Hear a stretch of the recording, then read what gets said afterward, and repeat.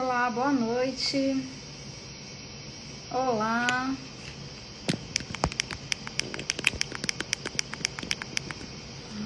Olá, boa noite. Então, hoje nós estamos oficialmente retornando nossas lives semanais. E hoje o tema vai ser sobre hiperidrose, certo? Vou esperar aqui a doutora Thalita, que vai entrar. Ficou afastada ali quase por um mês. Aqui. Entrar ao vivo.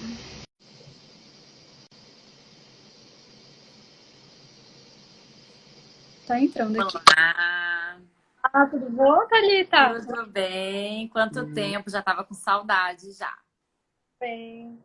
E a gente está voltando às nossas lives, a gente vai testar esse novo horário que foi sugerido, né? Um horário noturno, que todo mundo já está em casa, já, né? Já estão dormindo, alguns. E vamos ver se vai. Exatamente.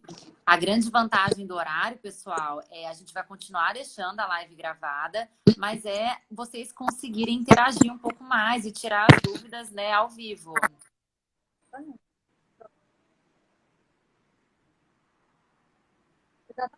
E aí, as dúvidas, né?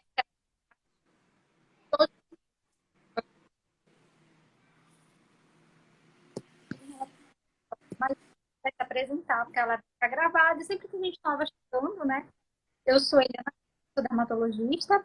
Aqui vai parar minha formação em dermatologia na Universidade Federal Fluminense.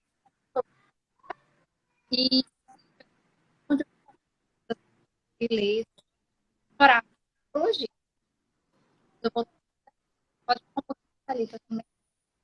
Bom, meu nome é Thalita Batalha, eu também sou formada em dermatologia pela Universidade Federal Fluminense.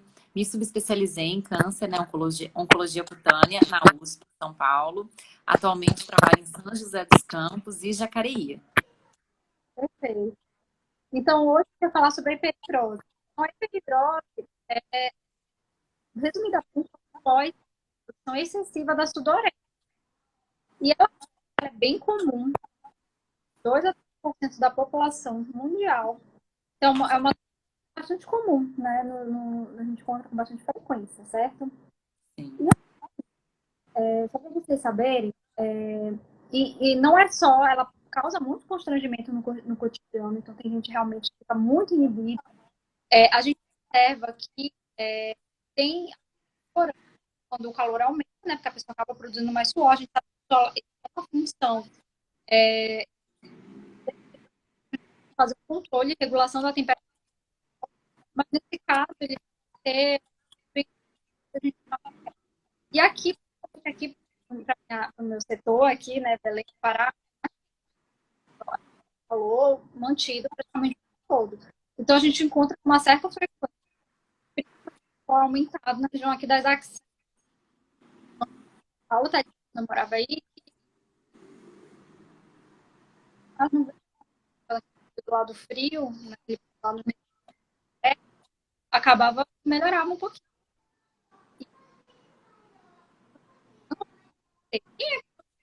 São as glândulas do caiu aqui. E o principal aumentar, caso são as glândulas sudoríparas externas, que tem uma regulação do sistema nervoso, tá? Basicamente, a gente não vai entrar em temas muito específicos, porque não é para todo mundo entender. E a gente tem dois tipos dessa hiperidrose. Tem as causas primárias e as causas secundárias, né? Tá travando. Será que a internet?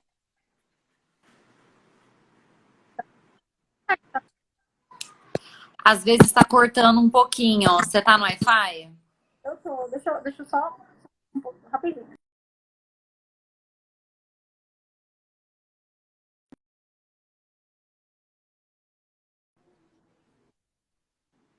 Bom, aqui. Como é que tá? Agora voltou. Deixa eu ver se melhor. Ficou melhor? Ficou melhor. Tá. Então, pronto. Só continuando, então, a gente estava falando dos tipos de hiperidrose. Tem as causas primárias, que são aquelas que normalmente a gente viu também que em torno até de 20 a 50% das pessoas podem herdar, né? Dos pais. Então, se você tem pai, mãe, avó que tem esse problema de hiperidrose, isso excessivamente, a gente observa essa hereditariedade associada. E aí a causa primária é mais frequente, que é aquela hiperidrose que surge, né? Acaba piorando no calor, em situações de ansiedade, de estresse, né? A pessoa fica que sua mais, né? Porque, como a gente falou, essas glândulas são reguladas pelo sistema nervoso autônomo. E tem as causas secundárias, que estão associadas principalmente ao uso de medicamentos, tá?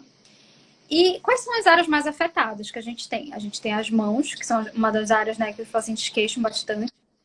As axilas, né? A gente observa aqui em Belém, aqui no norte, eu noto bastante, que é bem frequente nas axilas, né? Como aquela famosa pizza, né? Que é bem desagradável. Os pés também podem suar. A face aqui, o rosto, o couro cabeludo e também a região de pubis, né? A virilha. E eu cheguei até a fazer um post sobre isso. Tem gente que confunde. O suor excessivo não necessariamente está atrelado ao cheiro ruim, tá? Mas em muitos casos do cheiro ruim, a gente observa que tem o suor excessivo junto, tá? E aí, beleza, o paciente chega, né? Principalmente quem se identifica, tá notando. Ah, e tem mais uma coisa também. Geralmente a hiperidrose que começa na infância, né? Então, crianças que já começam ali, pode ser que essa situação persista até a idade adulta, ou não, às vezes tem uma resolução espontânea, né? Então, às vezes eu observo que pais chegam bastante ansiosos, achando que aquilo vai persistir e tudo mais, às vezes não, né, Thalita? Às vezes resolve. É claro que a gente pode fazer alguns tratamentos, né, que a Thalita vai falar depois pra gente, né? E beleza, então como é que eu posso fazer esse diagnóstico? Normalmente esse diagnóstico é clínico, o paciente me relata que está se incomodando, tá? Em geral, na minha prática, eu faço isso. Você faz alguma outra coisa, Thalita, também? Não faço teste, o diagnóstico é clínico mesmo, né? Exatamente. Lembrando, se a gente for falar dos sinais da hiperidrose, o que seria, né? Bom, basicamente seria a produção excessiva, né, do suor, e ele pode ocorrer tanto nas áreas comuns de sudorese, como axilas, pescoço, como regiões não tão comuns, como mãos, pés, rosto, né?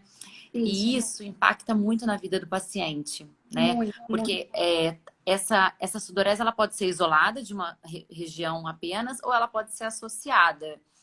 E independe, gente, mesmo em repouso, em temperaturas amenas, esses pacientes realmente têm uma produção excessiva, né? E isso, sim, isso inibe eles de produzir uma atividade física, afeta a vida pessoal, vida profissional, como a Eliana falou, né?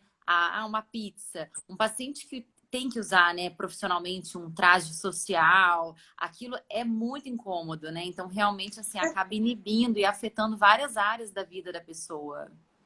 Isso mesmo, é bem constrangedor, né? As pessoas se sentem mesmo, diminui mesmo a autoestima. Sim. E, continuando então, como a gente falou, né, a Thalita, meu diagnóstico acaba sendo na maioria dos casos, mas tem casos que a gente pode solicitar exames, tá? Para confirmar isso. Em geral, eu solicito esses exames, às vezes, quando o paciente vai fazer algum tratamento, principalmente com a aplicação de toxina botulínica. Eu acabo fazendo um dos exames, que é o teste amino, tá? Que é ou chamado do amido, tá? Então, como é que ele pode... Mas isso daí não é requer, tá, gente? Então, assim, você vai chegar no seu médico dermatologista, você vai queixar de hiperidrose, não necessariamente a gente precisa desses testes para fazer o diagnóstico, tá? Mas algumas vezes a gente precisa fazer, nesses casos que eu falei para vocês, quando a gente precisa, vai aplicar. E também eu vou dizer mais, viu? Eu acabo, quando é, por exemplo, assim, suor nas axilas, na primeira vez, eu não fazendo esse teste, eu aplico. E quando o paciente volta para a gente fazer a avaliação, uma segunda avaliação, eu avalio se esse problema persiste. Então, se ele continuar queixando, aí sim eu faço o teste de Mino para ver aquelas áreas residuais. Aí eu faço um retoque naquelas áreas residuais. É assim que eu faço. Assim. Como é que tu costumas fazer, Thalita? Então, o teste mais para delimitar mesmo, né, a região a ser tratada. Tem pacientes que eu já conheço, que eu já faço há muito tempo e realmente já nem faço mais o teste. Só se realmente, quando ele retorna, ele ainda se queixa de algo residual, né? Daí, sim, até para a gente localizar e direcionar melhor o tratamento. Isso. E também tem uma coisa clínica, né? Uma observação que a gente acaba passando isso, né? Como eu fico com residente na dermatologia também, né? Por muito tempo também como voluntária no setor de cosmetria lá do HC, a gente acabava, por exemplo, queixo embaixo, está produzindo suor embaixo, né? Acha que está produzindo embaixo, mas aí você tem que olhar em cima, porque o suor escorre, principalmente quando a gente fala na região de axila, né? Então a gente ter atenção também para isso. Às vezes aquela área que o paciente está queixando não é necessariamente aquela área que ele está produzindo mais, tá? Ele fala, o suor está escorrendo aqui embaixo, assim, tem mais. Então a gente tem que acabar indo mais em cima para poder. Porque o suor escorre, é onde vai incomodar onde está escorrendo, né? E, e aí, só para explicar para vocês, como é que a gente faz esse exame, tá? É uma curiosidade. Então, é chamado de teste de Minor, a gente pode fazer, ou do iodo amigo. A gente aplica a solução de iodo, tá? Se o paciente não for alérgico, tá bom? A gente pode ver, a maioria das vezes, geralmente, eu não peguei nenhum paciente com gel iodo, assim, sabidamente alérgico. E aí a gente aplica e vai pedir para o paciente normalmente subir escada, fazer algum exercício que ele vai promover a sudorese. Depois disso ele retorna e aí a gente vai aplicar, polvilhar o amido, né? Então uma dica também para os residentes, para quem, enfim, eu gosto de abrir uma gaze, aquela gaze ela vai funcionar como se fosse como se fosse um crivo, tipo um crivo mesmo que a gente coa as coisas, né? Eu abro aquela gaze e vou polvilhando em cima daquilo, então aquela traminha da gaze acaba que vai pegar o meu pó e vai espalhar aqui naquela área. E a gente vai observar depois de alguns minutos, né? Observar um tom violáceo, né? Que vai ser vai promover uma reação do iodo com o amido. Que é a maisena, né? Esse nome comercial, enfim, que a gente observa. E aí, existem outros testes também, que assim, nunca precisei fazer. Normalmente esse teste ele é bem suficiente, né? Que é o teste do papel, que a gente coloca um papel específico, um papel filtro, nas áreas que o paciente se queixa e observa aquela produção do suor e pode acabar pesando o papel. Por exemplo, pesa o papel, né, antes, depois, enfim. Isso aí eu nunca precisei fazer. Eu acredito que são testes que são mais usados para fins de pesquisa, né? Então, fazer teste científico, de testar alguma substância, enfim, a hidrose, aí vai precisar fazer esses testes, tá? Então, fala pra gente um pouquinho em relação ao tratamento. O que a gente pode fazer de tratamento? Que tá todo mundo querendo saber, né? Bom, vamos lá. Em relação aos tratamentos. Gente, é difícil, assim, porque não tem um tratamento 100%, assim. Eu costumo dizer que a hiperidrose, ela é chata, entre aspas, de tratar, justamente porque não tem um padrão ouro, né? Mas muitas das vezes a gente consegue controlar e melhorar, sim, a qualidade de vida do paciente. Né? Eu acho que o que é mais difundido, que todo mundo sabe, seriam aqueles produtos com propriedades antitranspirantes, né? Que a gente pode fazer o uso e que em muitos pacientes melhora e é o suficiente, tá? Nós temos também medicação oral, né? Eu costumo brincar com meus pacientes que, assim, nada é livre de efeito colateral. Então, a gente tem que saber indicar bem para o paciente certo, acompanhar direitinho. A gente geralmente começa com uma dosezinha baixa para depois ir subindo e sempre observando aquele paciente de perto. Alguns se adaptam super bem, outros realmente a gente tem que ir testando e vendo qual tratamento que realmente se adapta mais, tá? Botox, né, como a toxina botulínica, como a doutora Eliana falou, eu gosto muito para regiões isoladas, né? Axila, eu acho que, assim, é um dos melhores tratamentos. Tem gente também, né? Na época da residência, a gente fazia muito na mão, né? Até nos cursos lá que a gente fazia. Mas, assim, não é um procedimento indolor, então, assim, também não é para todo paciente que a gente indica. E é um procedimento que não dura tanto tempo, assim, ele não é permanente, né? Ele tem que ser refeito com uma certa frequência e tem um alto custo. Então, não é para todo paciente que a gente consegue indicar, né? Pode falar também nas mãos, que aqueles pacientes que trabalham que precisam usar a motricidade fina, acaba sendo uma contraindicação. Por exemplo, o caso de médicos cirurgiões, né? A gente precisa ali ter aquela habilidade, acaba prejudicando, né? E também o caso de quem é pianista, quem toca instrumento, né? Enfim, aí acaba que eu não indico nesses casos, tá? Para mão, eu não tenho feito, assim. Pelo menos não aparece paciente. Claro, É bem mais raro. axila mesmo. Axila a gente vê, assim, é um padrão de satisfação muito grande dos pacientes, Gosto muito. né? Bom, também temos relatada a iontoforese, que seria basicamente um tratamento com uma leve carga elétrica, mas também, assim, relatado, né? Tem os prós e contras. Seria um bloqueio temporário, digamos assim, mas também não faço na minha prática clínica, tá? Não. E para os casos graves, realmente eu acabo encaminhando para cirurgia, né? Daí o cirurgião vai acabar avaliando qual é a melhor técnica e qual vai ser a escolha dele. Mas a gente tem algumas opções.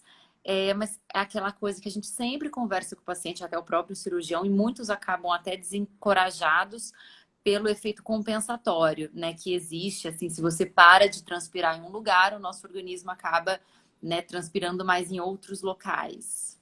Isso. Pois então, falar em relação aos tratamentos que a Thalita apontou bem bacana. Falando dos tratamentos tópicos, é o que a gente acaba iniciando, né? E eu a gente orienta normalmente o uso da medicação antitranspirante à noite, né? Porque é Exatamente. quando o corpo já está frio, digamos assim, ele não vai suar, e aí a medicação ela vai agir como se fosse um tampão mesmo sobre essas glândulas, né? Exatamente. Eu sempre falo para os pacientes a importância do banho de manhã também, que não vai tirar o efeito da medicação. E se ele E quiser durante o dia usar o próprio o, desodorante comum, pode utilizar também. É isso mesmo. E falando da questão da cirurgia, tem um tipo de cirurgia, né? Que ele normalmente cirurgiões plásticos, alguns dermatologistas fazem, que é como se fosse uma lipoaspiração, acabam retirando ali a região do subcutâneo, que é onde estão localizadas as glândulas sudoríparas. Então, é uma cirurgia local para a região das axilas, tá? Esse é um tipo de cirurgia que acaba sendo muito menos invasivo do que aquela cirurgia que a gente escuta mais falar, que é a simpatectomia, né? Que é cortar O nervinho. o nervo, né, responsável pela inervação. E aí sim a gente vê casos. Eu tinha até não lembro quem, mas enfim, na minha adolescência eu conheci um rapaz que ele tinha feito, realmente ele tinha a hiperidrose compensatória, né? Ele acabou tinha feito a secção do ducto torácico e tinha a hiperidrose compensatória nos pés, né? Porque ele suava muito nas axilas e nas mãos, e aí ele acabou compensando na parte inferior do corpo, né? É ruim. Aí a gente tem que pesar bem, né? Ver com o paciente. E também na minha complementação, lá no HC, a gente acompanhou um caso, o paciente tinha feito cirurgia, assim, um caso mais grave, assim, que eu acompanhei. O paciente tinha feito cirurgia, fez a secção do ducto, enfim, já estava tomando medicamento e veio para a dermato para testar a toxina. Então a gente fez naquela dose máxima que permitida, assim, eu nem lembro quantas unidades a gente injetou, assim, a gente gastou 2 frascos com ele. E mesmo assim, a gente fez o teste de Mino, né? O teste do iodoamido. Fez a injeção e mesmo assim, gente, pasme, não tinha controlado, assim, melhorou bastante. Mas também acaba que né, o próprio paciente, ele era realmente muito incomodado, né? A gente viu que melhorou bastante, mas o paciente realmente se incomodava muito, mesmo com aquele residual que ficou. Então também, né, tem que ver a questão até quanto o paciente tolera, né? E também o quanto que a gente consegue ir com os tratamentos, né? Exatamente. É difícil, como a gente fala, não tem um padrão ouro. Alguns pacientes realmente respondem bem, outros não respondem tão bem, mas tem que ser avaliado pelo dermatologista. Existem casos que são de difícil condução, sim, dentre uma queixa que incomoda tanto a vida do paciente, impacta tanto na qualidade de vida, mas a gente achou legal trazer esse tema foi bem pedido, né, Eli? Foi bastante pedido. E falaram principalmente em relação à toxina, né? Que aí, curiosidades em relação à toxina. Bem, em geral, para hiperidrose, tem uma duração um pouquinho maior que a gente observa, né, Thalita? Assim, mais ou menos 6 a 8 meses de duração. Então, eu tenho a maioria dos meus pacientes, eles fazem uma vez ao ano, porque eles acabam controlar. Então, quando eu estava em São Paulo, a gente deixava para fazer para o verão. Aí dava certinho, mais ou menos, quando entrava a estação mais fria, digamos assim, ali perto outono e inverno, né? Que já a estação já está mais fria. Então acabava que a gente conseguia fazer uma aplicação ao ano e tinha um controle bom, a gente ficava satisfeito de modo geral. Aqui em Belém, em geral, a gente indica para o paciente ficar bem satisfeito 2 aplicações anuais mesmo, né? Aqui é de 1 a 2, aí vai depender realmente do paciente, né? Bem, então é isso. A gente vai ficar por aqui. A gente propôs essas lives noturnas, mas também são lives rapidinhas, só para a gente mesmo ter essa atualização no assunto, tá? Exatamente. Vão ficar gravadas. A gente vai abrir caixinha de pergunta para sugestões, né, das próximas semanas. Perfeito. Vamos abrir, então. Então, até mais, gente. Boa noite. Até Beijo. mais. Beijo. Tchau. Tchau.